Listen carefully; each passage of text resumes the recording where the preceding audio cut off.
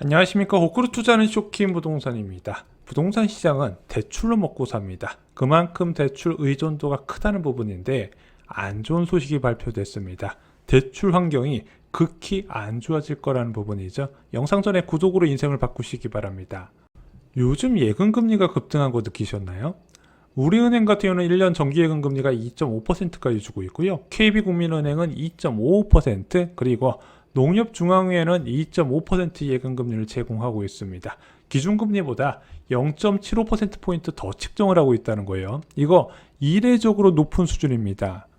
주요 은행의 대출 소유가 크게 들어오던 상황이에요. 작년 말에 5대 은행 가계대출 총액이 709조 원이었습니다. 자, 그런데 4월 말에 702조 원으로 7조 원 가까이 감소하게 된다는 부분이죠. 대출을 받는 사람보다도 갚는 사람이 더 많다 보니까 대출 총액이 계속 줄어들고 있어요. 원래 이러면은 공격적으로 예금을 유치할 필요가 없다는 부분이죠. 그런데 왜 평소보다 더 많은 예금 이자를 줄까요? 그에 대한 힌트가 나왔습니다. LTV 완화 호재에도 은행이 고심하는 이유, 왜 그런가 봤더니 LCR과 예대율 규제 정상화 예고 때문에 금고에 돈을 쌓아야 된다는 겁니다. 자, 이 중에서 LCR, 유동성 커버리지 비율이 굉장히 중요한데 그동안에 이게 세 차례 연기가 됐던 것이 6월을 끝으로 다음 달부터 시행이 됩니다. 이게 부동산 시장의 핵폭탄급 악재입니다. 왜 그런지 오늘 영상을 보시면 쉽게 이해되실 거, 앞으로 부동산 시장 전망을 하실 때도 큰 도움이 되실 겁니다. 이 규제를 이해하려면 은행이 자금 조달 방식을 알아야 되거든요. 이와 관련된 내용 저희가 1년 전에 한번 영상으로 제작한 적이 있습니다. 은행이 자금을 조달할 땐 대표적으로 예금이 생각나시죠? 유급을 예금과 저축성 예금이 있습니다. 그리고 또 다른 방법도 있어요. 바로 시장성 수신이라 해서 채권 같은 것을 발행해서 자금을 조달하는 방법입니다. 예금 같은 경우는 여러분들 아시다시피 개인이나 기업을 대상으로 자금 조달하는 방법이고, 시장성 수신은 주로 금융기관을 통한 자금 조달 방법으로 보실 것 같습니다. 은행은 이렇게 확보한 자금을 기업과 가계에 대출해주고 예대 마진으로 수익을 얻는 구조죠. 그런데 은행 입장에서 항상 주의해야 되는 게 있습니다. 예금은 고객이 요구할 경우에 무조건 상환해야 돼요. 이자를 덜 줄 수는 있지만 이것을 상환을 안 해줄 수는 없습니다. 요구할 때 무조건 돈을 줘야 되는 부분이죠. 반면에 대출은 만기가 되기 전에 회수가 불가능하게 됩니다. 그러면은 자금을 단기로 빌려와서 장기로 빌려주다 보니까 그 안에 리스크가 있는 거예요. 바로 자금 공여자들이 일시에 자금을 회수하는 상황, 뱅크런 같은 게 벌어질 수 있다는 부분이죠. 근데 왜 최근에는 이제 은행들의 건전성이 너무 좋기 때문에 이런 뱅크런을 이제 우려를 안 하셔도 되는데, 최근에 문제가 되는 부분은 무엇이다? 아까 시장성 수신이라고 채권을 발행해서 자금을 조달한다고 했는데 위기 상황 같은 경우는 이제 채권 금리가 급등을 해버리거든요. 왜? 시장의 유동성이 부족해 버리니까. 그러면은 이렇게 채권 금리가 급등해 버리면 만기 재연장의 어려움을 겪으면서 은행이 자금난을 겪을 수가 있는 겁니다. 그래서 은행이 확보한 자금을 모두 대출을 해버리면 위험하니까 이런 위험 리스크를 대비해서 현금을 은행이 어느 정도 쌓아두라는 것이 바로 은행 규제의 핵심입니다. 그래서 흔히 바젤3로 알려진 은행 건전성을 위한 규제 중 유동성 커버리지 비율이 있거든요.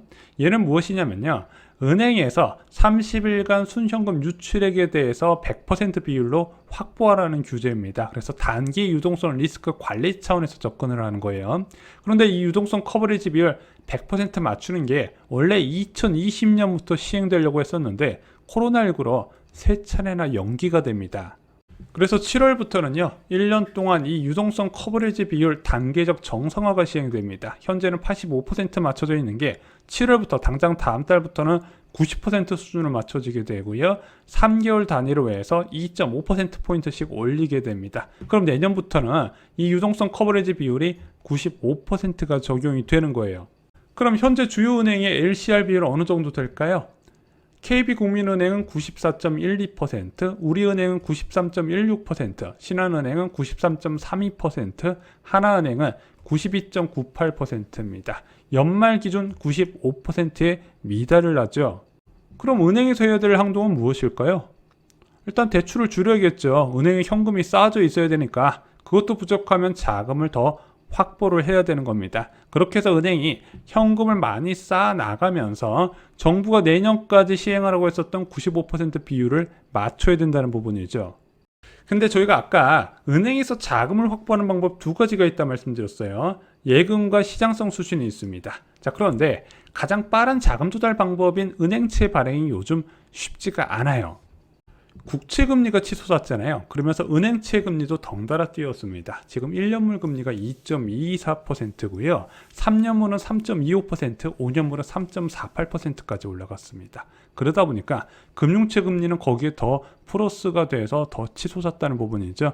지금 금융채 1년물은 2.66%, 3년물은 3.37%, 5년물은 3.54%입니다.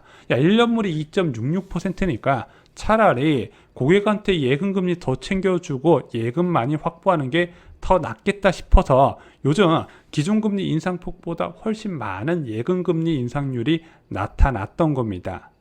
그럼 앞으로 LCR 규제 강화가 어떤 영향을 줄까요?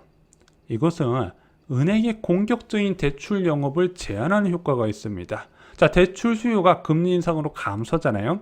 이것은 은행의 매출 감소를 의미하게 됩니다. 근데 은행을 비롯한 기업은요, 매년 꾸준히 성장을 해야 되거든요. 왜? 고정비는 계속해서 늘어나는 부분이니까. 그래서 매출 증가로 그것을 감소시켜야 되는데, 어이구야, 대출 수요가 없네. 어쩔 수 없이 공격적인 마케팅에 나서게 됩니다. 가상금리를 인하하고 우대금리를 인상시키면서 금리 인상 시기에 대출 증가 효과를 발휘시킬 수 있다는 부분이죠. 덜 남고 더 많이 대출해주면서 그 실적을 확보한다는 부분이죠. 이게 언제 일어나냐면요, 4월 초에 이런 일이 있었어요. 1월부터 3월까지 대출 증가세가 아니라 오히려 대출 감소세가 심하게 나타나니까 은행에서 가상금리를 낮추고 우대금리를 인상시키면서 시중 대출 주택담보대출 금리를 낮췄다는 부분이죠. 그래서 이 시기에 좀 거래가 많이 터졌던 이유가 금리가 한 0.2에서 0.3%포인트 낮아졌어요. 근데 이제 이게 안 된다는 부분이에요. 더 쉽게 요약을 드리면요, 대출 금리는 계속 높아지고 대출 한도는 줄어든다는 뜻입니다. 이 말은 집값이 낮아져도 수요자를 찾기가 어렵다는 거예요. 원래 집값이 낮아지게 되면 대출 수요가 줄어들어서 대출 금리도 낮아져야 되는데 규제 때문에 그것이 어렵다는 부분입니다. 그래서 어떤 이야기가 나온다? 윤석열 정부에서 LTV 규제 완화를 일부 이제 계층에 대해서 시행을 하지만 이거 실효성이 없을 것이다. 왜? 금리를 계속 올리기 때문이죠. 이런 상황에서 한국은행이 빅스텝 신호를 또 냈습니다. 박종석 한국은행 부총재가 빅스텝 완전 배제 아니라고 가능성을 열어두고 있다고 이야기를 한 겁니다. 오늘 통화신용정책보고서 기자설명회가 있었거든요. 이 자리에서 나왔던 이야기입니다. 그런데 박종석 한국은행 부총재보는요, 항상 통화정책이 깜빡이 켜는 역할을 많이 했었는데 벌써 빅스텝에 대한 신호가 두 번째가 나왔다. 이거 완전히 배제하기가 어렵겠다. 왜 그러냐면은 지금 5월 소비자 물가가 5%대로 치솟았잖아요. 시장 전망치 5.1%보다 높은 5% 중반 수준이 나왔기 때문에 앞으로 더 매파적인 통화 정책이 나올 수밖에 없을 것이다. 지금 금리 많이 올려봤자 이게 1.75%거든요. 그럼 5%대하고 매칭이 되냐? 안 되기 때문에 이걸 빅스텝을 단행을 해서 물가도 잡고 환율 방어도 해야 되지 않을까? 지금 이런 이야기가 나오고 있는 겁니다. 그럼 이렇게 기준금리가 수직적으로 올라가게 된다면 그것이 대출금리에 그대로 반영될 확률이 많아졌다는 게 오늘 내용의 핵심입니다. 자, 그럼 앞으로 부동산 시장이 펼쳐질 상황이 딱 보는 거예요. 이제 대출금리는 수요자가 감당 못할 수준까지 오르게 된다는 거죠. 4%대 대출금리가 일반화가 될 겁니다. 이미 신용대출금리는 진작에 4%대 됐잖아요. 그러다 보니까 대출 증가세가 마이너스예요. 계속 사람들이 갖고 있다는 겁니다. 주택담보대출금리 여전히 3% 중후반에 좀 있는 경우가 있는데 이것이 제가 볼 때는 한 1분기 안으로 4%대에 고정이 될 것으로 보여지게 됩니다. 그러면은 집 살 사람 없을 거예요. 반면에 팔아야 하는 매도자는 크게 늘어난다는 부분이죠. 두 가지 이유가 있다 말씀드렸습니다. 첫 번째는 양도세 중과 한시적 완화 부분, 두 번째는 역전세난이라고 말씀드렸죠. 자, 이런 상황에서 가장 똑똑한 내 집 마련 방법이 있습니다. 긴축 상황에서도 존재하는 로또 분양 어마어마하게 쏟아지거든요. 그 어마어마하게 쏟아지는 분양 물량들 다 좋다고 말씀을 못 드려요. 그래서 진짜 알짜 택지의 공급 정보하고 당첨 꿀팁을 저희가 청약 갑부에 모두 다 수록해 두었습니다. 청약으로 지금도 인생이 달라질 수 있다는 거 잊지 마시고요. 이상으로 영상 마치겠습니다. 좋아요, 구독, 공유 꼭 부탁드립니다. 감사합니다.